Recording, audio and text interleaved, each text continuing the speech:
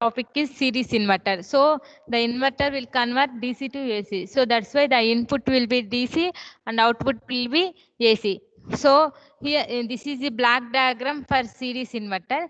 So when you go to circuit diagram, so this is a circuit diagram for series inverter. So the input will be VDC, and here the capacitor C1 and C2 will be connected. At the middle of C1 and C2, the resistance will be connected. Here SCR1 and L1, SCR2 and L1 will be connected. So at this middle, the load second end will be connected. Here whenever the input will be given, so the input will be given, so the C1 will be charged. So and then here the SCR1 will be triggered. The current flows through SCR1, L1 and load and C2. Okay, so the current flowing direction for SCR1 will be triggering. So the current flows like this, and here C1 will be charged. So already the C1 will be charging. So the current, so this C1 will be discharges through. So discharges through SCR1, L1 and load. So this C1 discharging direction will be SCR1, L1 and load. So the current obtained 50% from SCR1 and 50% from C1. Here here this SCR1 will be reverse bias, then SCR2 will be triggered. The current flowing direction will be SCR2, C2, load and L2. So the current flowing like so the current flows like this. Here so SCR2, L2, load C1. And here the V3, so output, so input VDC. So here C2 will be charging. So C2 will be discharges through C2, load, L1, SCR1. So the C2 will be discharging will be like this. So in series inverter, the commutating elements L and C are connected in series with the load. So this constitutes a series RLC resonance circuits. So the two SCRs are used to produce the positive and negative half cycle in the output. So in first half of the output, SCR1 will be triggered, and it will allow the current flows through L1 and load and C2. C2 will be charging. So the capacitor C1, which is already charged. At this instant, it will be discharges through SCR1, L1 and the load. Hence, 50% of the current drawn from the input source and 50% from the capacitor. Similarly, when we are applying second half of the second half of the output current, C1 will be charged and C2 will be discharging through the load. So L2 and SCR2. So this again 50% of load current is obtained from the DC input source and rest of the capacitors. So here the SCR T1 and T2 will be alternately fired to get the output voltage will be output voltage and current will be in AC. So at first half of the output current, SCR T1 will be triggered and it will allow the current to flow through L1 and load and C2. Thus C2 will be charging this capacitor C1, which is already charged. So at this instant discharges through a SCR1. So here L1 and the load. Here 50% of current drawn from the input source and 50% from the capacitor. So similarly, in second half of the output current, C1 will be charged and C2 will be discharging. So here the load L2 and SCR2. Here again in SCR2, the SCR2 will be triggering the current applying current obtained 50% from the load current and 50% from the in DC input source. So here SCR T1 and T2 are alternatively fired. Why? Because for getting the output voltage and current will be in AC. So coming to operation of parallel inverter. So in single phase parallel inverter circuit, it consists of SCR T1 and T2 and inductor L and the output transformer and commutating capacitor. So the output voltage and currents are V0 and I0 respectively, and the function of L is to make the source current will be constant. So during the working of this, here the inverter and capacitor comes in parallel with the load. So via the transformer, so it is called a parallel inverter. So the operation of inverter can be explained in the following mode. So this is a circuit diagram for parallel inverter. So this operation will be explained in three modes.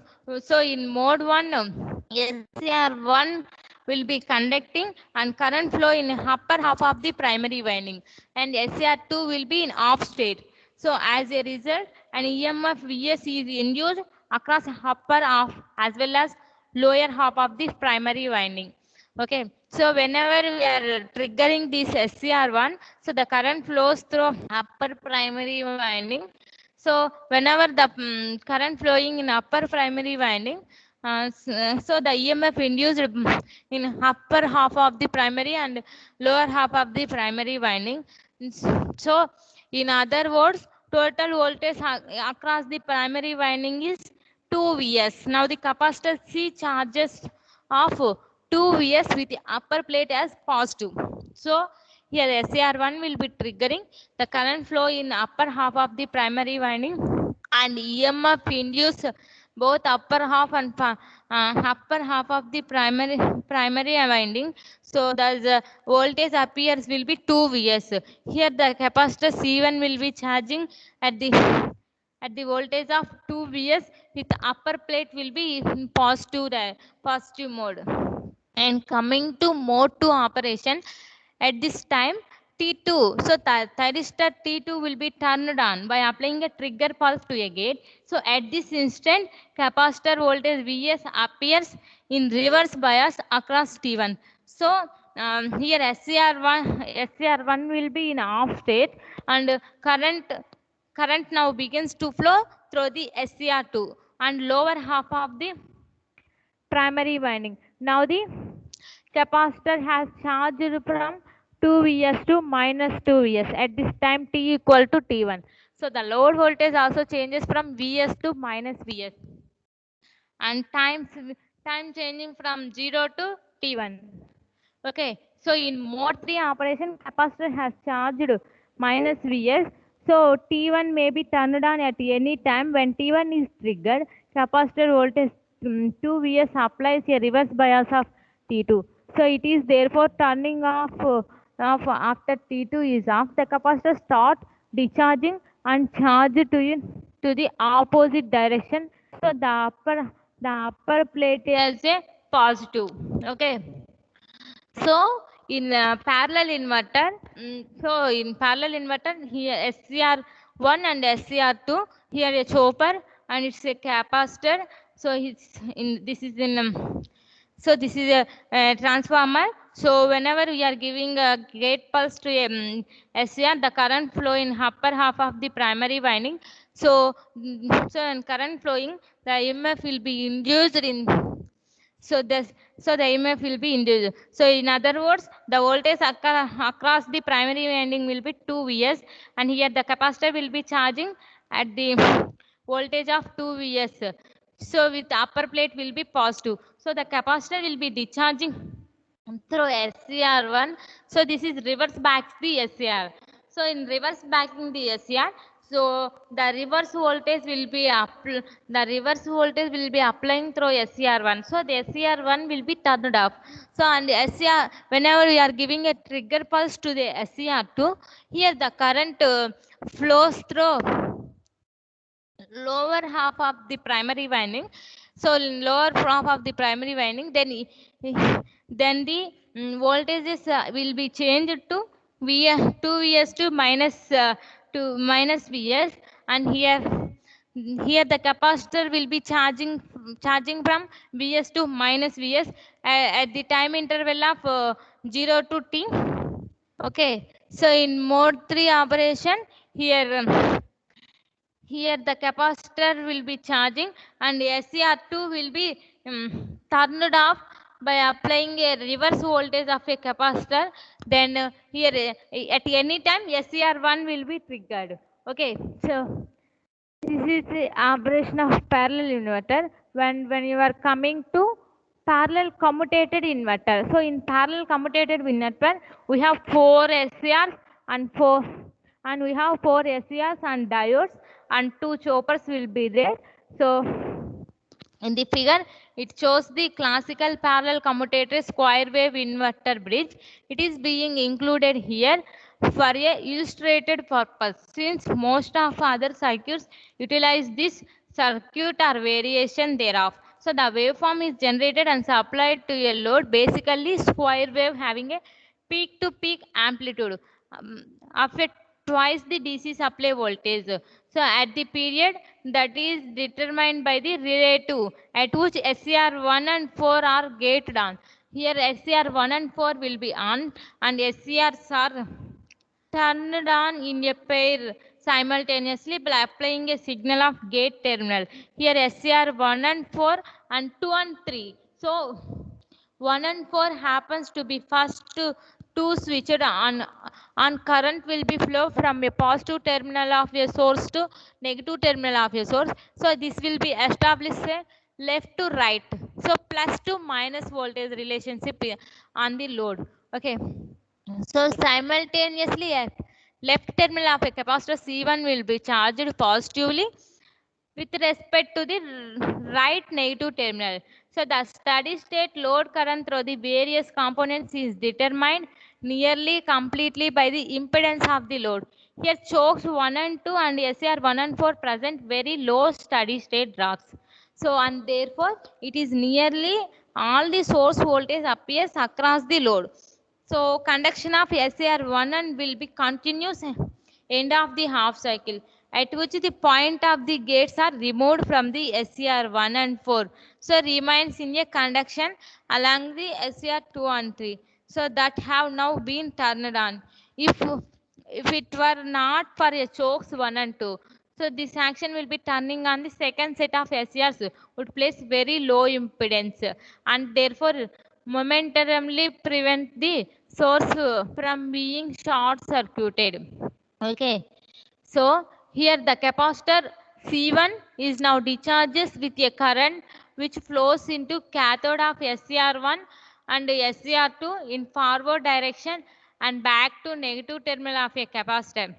So this direction of current flow causes SCR1 becomes a non-conductive provided. So that is reverse current through the SCR is a sufficient duration for the SCR to again becomes blocking. So here C1 simultaneously discharges through the SCR3 in forward direction and SCR4 will be in reverse direction. So this will cause SCR4 to become non-conductive. So just same as SCR1. So this entire sequence is referred as a commutation and typically in modern inverter would occur in this period.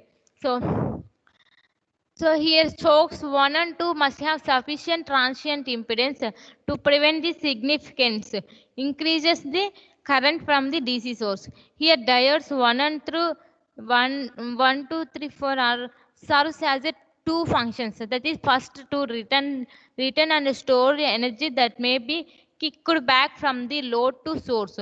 So this will also serve as a prevent choke from the generating at high transience voltage immediately after commutation.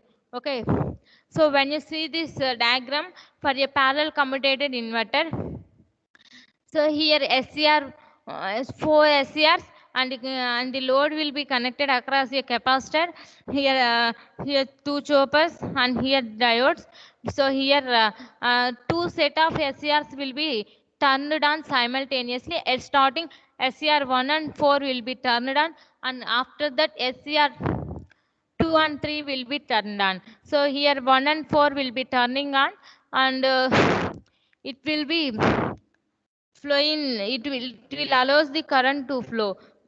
So after so SCR1 and 4 will be on state. uh, SCR1 and 4 will be on state at one half of the cycle and the next half of the cycle, here SCR 2 and 3 will be turned on. Okay. So here these diodes will be so these diodes will these diodes will be acts as the two functions. One is stores the energy and send back to energy to a load to source. So this is a circuit diagram of parallel commutated inverter. So thank you.